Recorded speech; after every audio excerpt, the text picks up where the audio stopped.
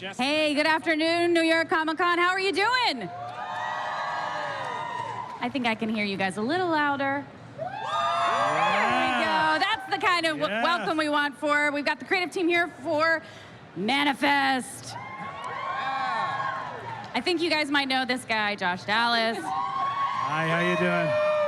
Oh, you Melissa guys look so pretty and handsome today. Melissa Roxburgh, hello. Hi. And we've got Manifest creator and EP Jeff Rake. Hello, sir. Hello, everybody. So let me congratulate you on a huge open. Yay! That's you so an much. awesome debut. So we are 2 weeks into the series. How many of you guys have been watching Manifest out there? Woo! Yeah. That's what we like to hear. So just in case a few of you are still getting caught up, you got some stuff on your DVRs, we're just gonna do a little catch up of what the show's about. These two play siblings. They were on a plane. They were supposed to do the normal 3-hour flight, and it was 5.5 years getting back to here at JFK. That's the worst flight ever, guys. So we definitely can say that's problematic, but also the exploration now of you landing, having a family that was waiting for you, a fiance that was waiting for you. That's kind of a mess, guys, right? Was he? Everything is very, very complicated. You know, life is not what it was, and there are a lot of things that they have to try to pick up and rebuild, if they even can. You know, life has moved on. My wife has a new lover. I know. We will meet coming soon. My fiance married my best friend. So, yeah. How my dare children, she? my daughter has turned into this amazing young woman who he doesn't know at all. Right. He's going to have to try to rekindle that relationship with, and you know, he's vowed to be a better father. But in Ben's search for legitimate answers to what happened to them on the plane, it's going to become an obsession to him, and it's going to turn manic and crazy, and I don't know how well that's going to turn out for him. You know, you think it's just going to be a vacation, and now everything's turned upside Jamaica down. was so nice. He was so nice, and then we just come back to I know. not so We nice need to go thing. back to that. Yeah. So last week's episode, we had some nice revelations. So if those of you guys that saw the pilot, there was that great cliffhanger at the end where the plane that they had landed in, about 20 of the people that were on that plane came back, and it went kaboom. That, Dago kaboom. yeah. So tell me a little bit, Jeff. Give me your synopsis for what happened last Monday, because we had a couple good revelations in terms of what's happening with the survivors and how they're. And we're trying to keep it on the DL. What everybody's experiences have been so far. We're not.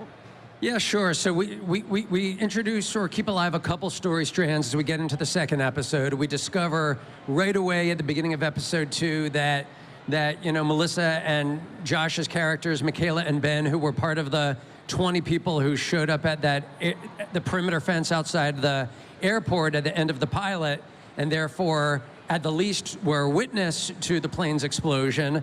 The government, the cops show up, catch them, haul them all in to be interviewed, and some believe that perhaps they were involved in some fashion with the plane's explosion. So the scrutiny, which was already on them when they stepped off the airplane, has now kind of gone tenfold, 100-fold.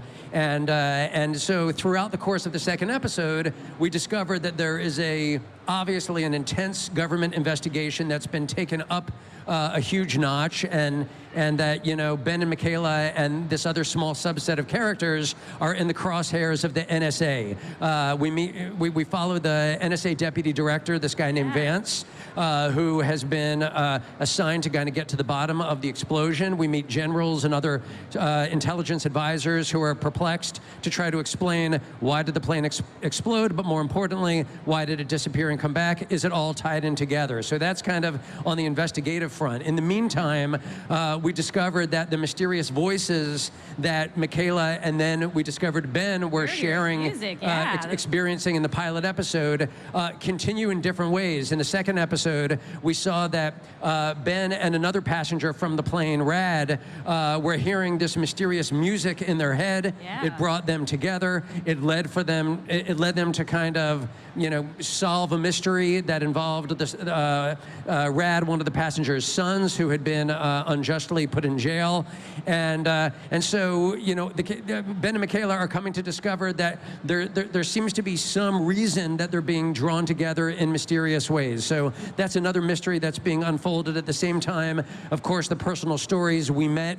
We met Michaela's best friend, Lourdes, who married Michaela's about-to-be fiance, Jared, and so we've really kind of triggered, jump-started that romantic triangle. Yeah. If you were watching the episode, you probably vibed that Lourdes is not a bad person. She's cool, and she is regretful, and it's super complicated. And then in Ben and his wife's story, Ben and Grace, we come to discover that, of course, somebody else new came into Grace's life. That mystery was kind of, the onion started to peel by the end of the episode as Olive led her dad to this storage locker that we gather is owned by Grace's lover, and they were keeping some stuff in there. All of that is going to continue in a super juicy way. So a lot happened in episode 2, and we're going to, peel some more layers of the onion on Monday night.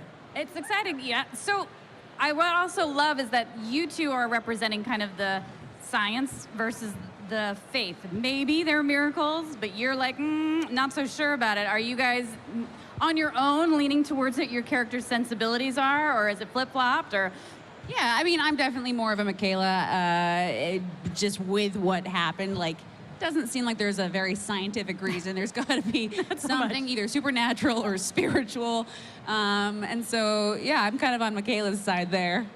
I mean, in real life, I'm more of a Michaela than Team I am Michaela? a Ben, Oh, you're both which makes it Michaelas. so much more, which makes it so much more interesting for me because I get to get inside this guy's head in the way that he thinks, and he thinks that there's a legitimate answer to what happened, or he hopes that there is.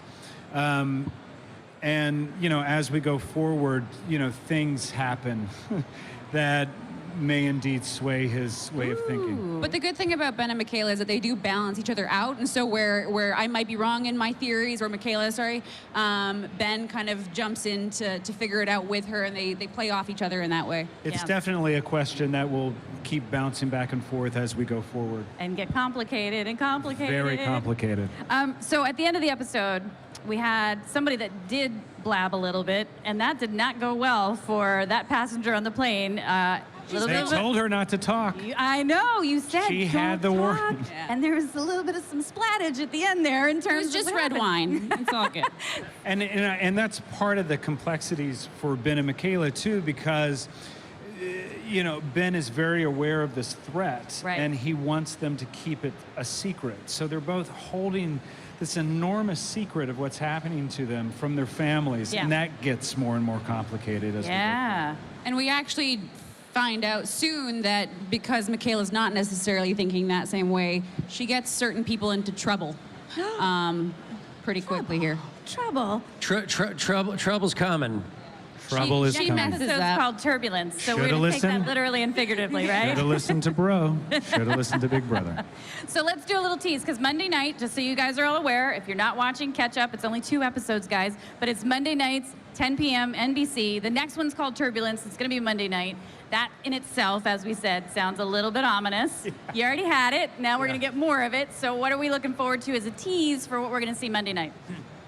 I'll start, you guys jump in. So we ended episode 2 with, as we said, it didn't go well for someone, that it ended with a little, splatter to the head in a big bad way. That mystery will be solved by the end of this next episode Monday night. And we kind of left the episode with this kind of mysterious shadow. And so one of the questions that Ben and Michaela will be trying to figure out is, is that otherworldly? Is that earthly? Does this have to do with the government? Does this have to do with something that can't be explained? And anyway, that will be resolved by the end of the episode. It'll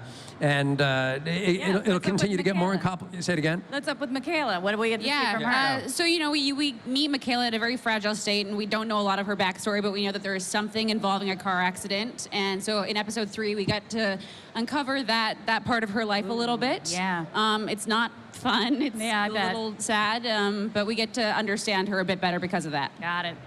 And Ben, his paranoia that they are being watched, that they are under the microscope, Right. his paranoia just gets worse and worse and worse as this episode goes on.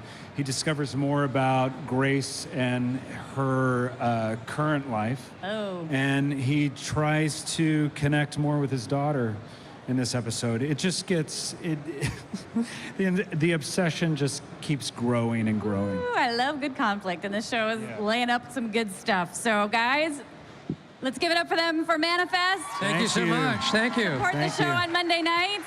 Thank you guys so much for being with us and give us Thank some you. teasers for that. Have fun the rest of the day. And for everybody still here, hey, Roswell, New Mexico cast is up next. Stick around. Thank you.